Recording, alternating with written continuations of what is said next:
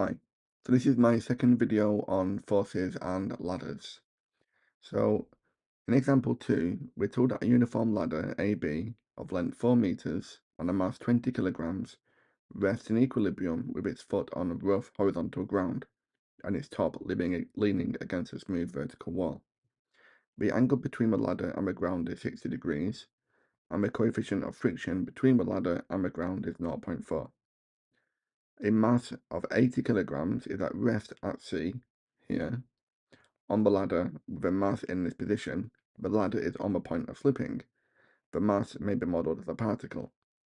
For part A, we've been asked to show that the magnitude of a frictional force between the ladder and the ground is 392 newtons. Okay, so the first thing we need to do is we need to label our forces on the diagram. So we know it's a uniform ladder of length 4 meters and mass 20 kilograms. So this will give us a weight acting halfway along the ladder. The weight will be the mass 20 times the acceleration due to gravity, so 20g. And this will create a perpendicular force through the plane when this is 60 degrees, the same as this angle.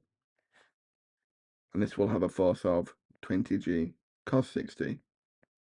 We know that there'll also be a force acting parallel down the plane, but we're not going to worry about this in this example. And the ladder has its foot on rough horizontal ground. So this means we're going to have friction acting on the ground at A towards the left. We'll call this FR. It's acting towards the left because the ladder is trying to slip in this direction. And at A will also have a normal reaction, which we'll call RA, and this will have a perpendicular force component to the ladder, RA, cos of 60, when its angle is 60 degrees. Then we'll have another normal reaction at B, where the ladder leans against the wall. We'll call this RB. And the perpendicular component will be RB sine of 60. And finally, the mass of 80 kilograms will create a weight of 80g. This will also act perpendicular to the ladder of 80g cos of 60. So we've been asked to show that the magnitude of a frictional force between the ladder and the ground is 392 newtons. So we're going to work out this friction here. And we know that friction is a product of mu, the coefficient of friction, and the normal reaction at that point. So we need to work out RA, and we can see that this force is acting vertically upwards. So if we resolve upwards, we can see that RA will be equal to the sum of the vertically downward forces, because we're told it's in equilibrium. So RA will be 20g plus 80g. So this will be 100g. We know G is 9.8, so RA will be 980 newtons. And we can substitute this into our equation for friction. So the friction will be mu, we're told is 0.4, multiplied by the 980, which gives us 392 newtons. Okay. And for part B, find the distance AC. So this will be the distance between the mass and the base of a ladder. We'll call this x. So to work out x, we're going to take moments about A, acting firstly in the clockwise direction. And we can see RB sine 60 will rotate around A.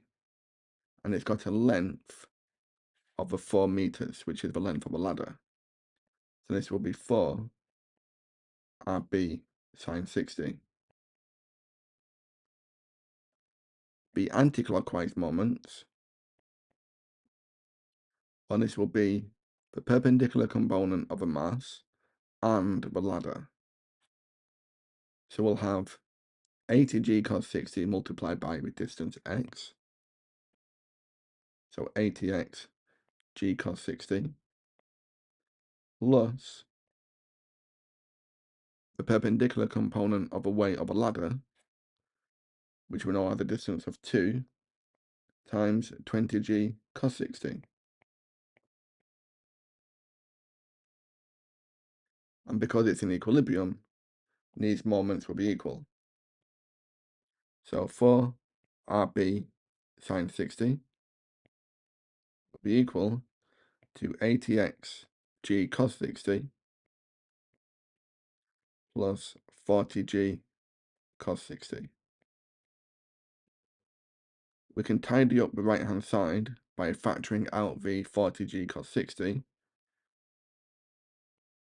So we get 40G cos 60 multiplied by the 2x to make the ATX plus 1. So we know RB is acting horizontally to the right, and this will be equal to the friction which is acting horizontally to the left. And we've already worked out the maximum friction as 392. So we can substitute this into here and divide both sides by 4. So we'll get 392 and 60 will equal 98 multiplied by 2x plus 1. Now we can divide both sides by the 98 and take the tan of 60, and we get 4 root 3 is equal to 2x plus 1. We can solve this equation, so 4 root 3 minus 1 over 2 will equal x, and this gives us a distance of 2.96 meters. Okay?